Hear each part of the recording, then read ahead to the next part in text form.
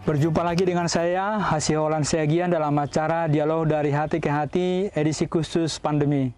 Saat ini kita sedang berada di sebuah tempat yang sangat indah. Kita bersama dengan Mas Rahardi, saya manggilnya Mas Rahardi. Dia ini seorang praktisi pertanian, tetapi juga jangan salah, dia ini seorang seniman, penulis banyak puisi, novel, bahkan salah satu karyanya sudah mendapat penghargaan dari Asia Tenggara pada tahun 2009 diserahkan di Thailand. Nah, saat ini kita akan bincang-bincang bukan mengenai novel, bukan mengenai karya-karya yang sudah tersebar di berbagai macam media, tapi soal ketahanan pangan. Mas Rahardi, apa kabar Mas? Baik, Sehat, Bang Mas? Sio, alhamdulillah sehat. Sehat ya. Gimana Mas, selama kita bekerja dari rumah, lalu kemudian juga harus beribadah dari rumah, Mas Rahardi apa yang dilakukan sehari-hari? Ya, saya praktis tidak hanya di rumah karena kalau tanaman tidak diurus seperti ini Iya. pasti akan mati, akan jadi liar. Hingga saya masih rutin datang ke Taman Buah Mekarsari untuk ngurusi ini umbi-umbian yang saya tanam ini. Iya. Supaya juga jangan sampai jadi hutan Betul, nanti ya. betul. Sementara di rumah ngapain juga? Bertani juga, Mas? Di rumah juga ada beberapa umbi-umbian yang sebelum saya tanam di sini, ada juga di Purwakarta. Itu saya tanam dulu di rumah supaya relatif lebih aman, ada jaminan buat tanaman itu hidup. Karena saya bawa dari seluruh Indonesia, bahkan juga beberapa itu dari luar negeri. Ya, artinya tetap beraktivitas ya, tetapi tetap menjaga social distancing dan juga menggunakan masker gitu ya, Mas ya. Nah, ini masker saya ini tinggal nutup. Iya. Jadi sebetulnya ada berbagai macam hal yang bisa kita kerjakan ya, termasuk juga bidang pertanian. Mas, ini kita sudah masuki pekan ke-10 ya. Kita harus bekerja dari rumah, beribadah dari rumah, lalu kemudian Mas juga kan pengamat ekonomi juga, terutama bidang pertanian. Sejauh ini Mas melihat seperti apa dampak dari pandemi ini, wabah ini pada perekonomian kita, khususnya ketahanan pangan kita, seperti apa Mas? Gini Bang Siol, kalau kita bicara ketahanan pangan, baik Indonesia maupun dunia itu relatif bagus. Jadi cadangan beras kita itu ada sisa 2019 itu ada 1,5 juta ton karena impor kita 2018 cukup besar. Lalu produksi padi kita itu 2018 mencapai 83 juta ton gabah kering basah. Itu setara dengan sekitar 59 juta ton kering giling, dan kalau jadi beras 33 juta ton. Nah, konsumsi kita itu hanya sekitar 29 sampai dengan 30, jadi ada sisa cukup besar. Dan 2020 ini meskipun ada yang gagal panen kena pereng, tetapi secara nasional relatif berhasil bagus. Jadi paling tidak itu 30 juta ton beras itu kita dapat. Masih jadi ada, aman ya? ya. Artinya tabungan dari 2018, 2019 masih ada, Mas? Betul. Jika andaikan bahwa krisis ini kita tidak disiplin melaksanakan apa yang disebut dengan menjaga jarak dan segala macam itu, katakanlah sampai dengan bulan Juli atau Agustus, kita masih kuat, Mas? Pangannya maksudnya? Iya. Pangan masih tersisa. Jadi yang jadi masalah daya beli masyarakat. Nah, kalau daya beli masyarakat kan itu menjadi urusan pemerintah maupun gereja pasti akan turun tangan, yang gereja Katolik pasti akan turun tangan. Dan gitu ya? Caritas Indonesia itu bekerja sama dengan Caritas Keuskupan kan juga sudah mulai turun tangan. Nah, Mas, menurut Mas Rahardi, situasi ini kan memang tidak pernah diduga oleh semua orang gitu ya. Sejauh ini ya, sampai hari inilah katakan begitu ya, dampaknya pada perekonomian kita. Tadi Mas Rahardi sudah sebutkan bahwa kita masih katakanlah aman untuk jangka waktu yang tahun depan lah begitu ya. Lalu bagaimana secara real pada ketahanan pangan kita, dalam arti tadi Mas Rahardi katakan bahwa ini sebetulnya ada dampak positifnya gitu ya, karena event berkurang dan segala macam, lalu kemudian konsumsi juga mungkin berkurang, tapi bagaimana ini bisa dikelola, Mas? Agar mereka-mereka yang terdampak wabah ini tidak bisa mendapatkan penghasilan, itu bisa tetap membeli makanan. Tetapi itu kan darurat. Nah, jangka jauh memang kita harus belajar dari kesalahan yang kita lakukan selama ini, karena Indonesia itu terlalu banyak mengandalkan pangan impor. Contohnya misalnya gandum itu sampai di atas 10 juta ton dengan nilai di atas 30 triliun per Harusnya tahun. kita bisa produksi juga sebetulnya ya? Gandum tidak bisa. Tidak bisa, Gandum ya? itu memang terpaksa harus impor dan itu kan pangan yang paling murah lah dibandingkan dengan beras maupun singkong pun gandum masih lebih murah. Nah, tetapi memang karbohidrat alternatif harusnya mulai dilakukan karena pada waktu dolar kita mencapai 16.000 itu mie dan roti itu pernah disubal dengan singkong dan itu nggak ada masalah. Iya, iya. Nah, itu karena sekarang dolar kembali stabil ya kita lupa lagi.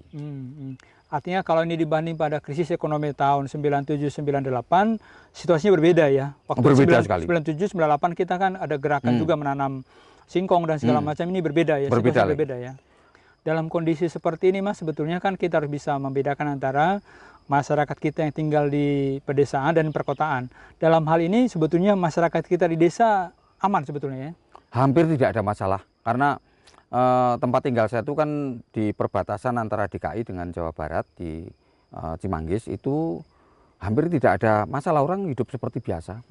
Karena ya memang belum terdampak juga. Lalu sebenarnya apalagi kalau misalnya kita lihat kayak di Baduy Dalam, kemudian di Ciptagelar, di beberapa desa di Jawa Tengah itu ya seperti biasa karena ya hewan ternak tetap perlu makan, dicarikan rumput, lalu tanaman juga tetap perlu diurus. Kalau tidak kan kita semua tidak makan.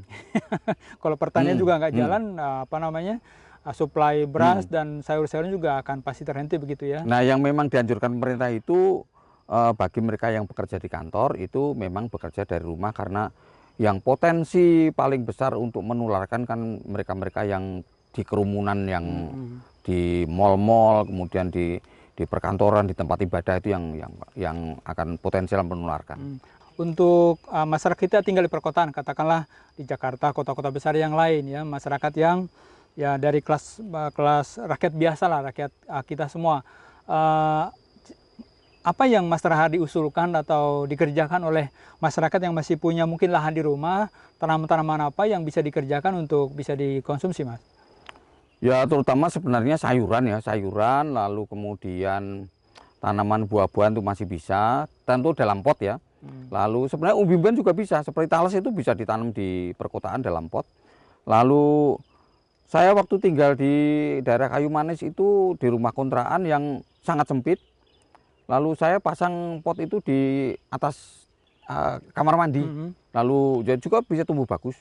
Jadi kalau ada niat itu sebenarnya di tempat-tempat di beranda rumah, kemudian di atap yang bisa mungkin ditaruhin pot itu masih bisa. Iya.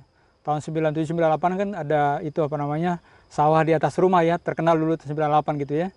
Wah, kalau itu sih sebenarnya lebih untuk apa ya? Ya untuk bagus-bagusan karena kalau produksi padi memang tetap di lahan terbuka lebih ideal. Tetapi di Jepang itu di jalur subway dari Tokyo ke mana saya kotanya lupa itu dibangun sudah sekitar 100 tahun yang lalu. Nah, tahun 2015 yang lalu pada waktu kita ngebor di Tamrin itu mereka membangun di kiri kanannya itu pertanian sayuran hidroponik dengan lampu. Dan itu mereka klaim higienis karena tidak tercemar udara dari luar dan tanpa dicuci itu bisa langsung dikonsumsi. Karena memang tidak ada kontak dengan dunia luar. Iya. Kalau tanam-tanaman yang digantung-gantung itu gimana, Mas? Dimungkinkan juga, jadi kan bisa ditaruh di dak rumah, bisa juga digantung, itu juga dimungkinkan. Karena banyak sayuran yang dengan digantung itu juga akan tumbuh dengan lebih bagus. Atau mau kombinasi antara juga tanaman apa yang mudah dikonsumsi, mudah memproduksi seperti katakanlah apa tuh namanya itu ya, kangkung gitu ya. Lalu di bawahnya ada apa? Ada wadah gitu, dari bawahnya tanam apa? Ternak lele gimana, Mas? Itu dimungkinkan juga, tetapi memang sebaiknya idealnya itu begini, kan kita itu secara struktural ada RT RW, kemudian kalau di gereja itu kan ada lingkungan wilayah, stasi, kemudian paroki. Nah, idealnya itu dikoordinir oleh RT RW atau lingkungan untuk nanamnya itu diatur. Karena kalau misalnya sekarang semua nanam kacang panjang misalnya, ya kan mau ngasih tetangga semuanya punya. Tapi kalau ini diatur misalnya nanam tanaman obat Hmm. atau nanam umbi-umbian yang bisa diproduksi jadi apa namanya, jadi keripik misalnya. Nah ini bisa dikoordinir oleh satu RT atau satu RW, satu lingkungan, dan nanti ini untuk bisnis. Iya. Itu dimungkinkan, hanya memang perlu koordinasi yang relatif lebih baik ya. Ya misalnya satu RT, satu lingkungan, katakanlah misalnya nanam pepaya gitu ya, yang di sana nanam singkong, yang di sana nanam kangkung, begitu ya? Betul. Dan dikerjakan secara kolektif di masing-masing rumah atau lahan kosong, masih banyak lahan kosong. Iya Mas. Ini sekarang ini kan orang sudah mulai bersiap-siap menghadapi situasi yang belum menentu ke depan gitu ya Mas ya. Lembaga-lembaga gereja juga bergerak memberi bantuan darurat dan segala macam. Nah kalau kita mau sebetulnya, kalau gereja mau sebetulnya, apakah Mas Radi juga ingin mendorong supaya lembaga-lembaga PSC itu juga terjun langsung dalam mengembangkan ketahanan pangan ini Mas? Mestinya begitu, karena ya Indonesia itu kebangetan ya. Kalau gandum kita impor sampai 10 juta ton itu masih oke lah, karena kita nggak mungkin nanam gandum. Tapi kalau singkong, padi singkong itu kita impor sampai 500.000 ton, itu kan kebangetan. Singkong kan bisa hidup di mana-mana. Nah, 2013 itu bahkan impor kita sampai 1 juta ton, padi singkong. Nah ini memang sebenarnya peluang kalau satu keuskupan atau keuskupan agung itu ngomong dengan pemerintah daerah, bahwa kami diberi lahan, ada. Karena misalnya Monsinyur Harjo itu pada waktu pertama di Tanjung Silor, itu keuskupan baru, dia uskup baru, beliau minta lahan komunitas dikasih 2.000 hektar. Nah karena Monsinyur Harjo nggak punya duit, Tanjung Silor keuskupan muda minta bantuan perusahaan setempat untuk waktu itu tanami jati misalnya. Itu kan sebenarnya seperti Merauke, kemudian Lampung, itu bisa kerjasama dengan pihak swasta dan pemerintah untuk nanam pangan. Banyak sekali, misalnya ya, tadi singkong aja kita kurang. Kalau untuk NTT apa yang Mas Radi sebetulnya? Walau NTT lebih kaya lagi, itu bisa buah-buahan. Tandus bisa. begitu Mas? Kenapa? Tandus? Loh, justru begini Bang Siol, kalau kita ngomong air itu kan bisa kita adakan. Tapi kalau sinar matahari kan nggak bisa. Jadi NTT itu satu-satunya tempat di Indonesia yang mendapatkan berkah berupa sinar matahari. Yang di tempat lain nggak ada. Ini sebetulnya nggak dimaksimalkan oleh pemerintah daerah maupun Timur, gereja. Ya. Gereja pun juga tidak melihat ini sebagai... Gereja itu terlalu, istilahnya itu, apa namanya itu, autosentris. Jadi semua itu orientasinya ke dalam tubuh gereja, tidak ke luar. Beberapa memang sudah kembali memperhatikan masyarakat, tetapi kebanyakan masih autosentris. Artinya kalau di NTT pun pertanian bisa dikembangin nih Mas? Justru paling bagus karena tadi itu tanaman-tanaman lain yang di tempat lain nggak bisa tumbuh bagus, itu di NTT paling bagus. Ya misalnya anggur yang kita konsumsi untuk peribadatan itu di NTT paling bagus. Iya. Gandum pun mungkin. Cuma mungkin jenis tanamannya harus dicocokkan dengan situasi yang ada ya. Yang nilainya tinggi kalau NTT, saran saya. Misalnya apa Mas? Ya tadi misalnya anggur itu kan impor buah anggur untuk dikonsumsi itu sampai hampir 4 triliun tiap tahun. Nah itu kalau misalnya sekarang kita hanya ngambil 1 triliun aja, itu kan apa BD NTT kan juga hanya sekitar segitu. Jadi kalau kita misalnya ngembangkan tanaman anggur yang nilai tinggi gitu, mereka makmur. Kalau kurma gimana Mas? Karena panas kan di NTT itu. Kurma dimungkinkan. NTT terutama Sumba itu kurma paling bagus dibandingkan dengan tempat lain di Indonesia. Kurma jeruk juga bagus. Sekarang itu kan PT Muria Sumba Manis yang dengan jarum itu kan sedang nanam tebu di Sumba Timur. Karena impor gula kita kan sampai 4,5 juta ton itu besar loh. Iya, besar banget. Jadi kebutuhan gula kita itu 6,5 juta ton, produksi hanya 2 juta ton. Nah yang 4 juta ton impor.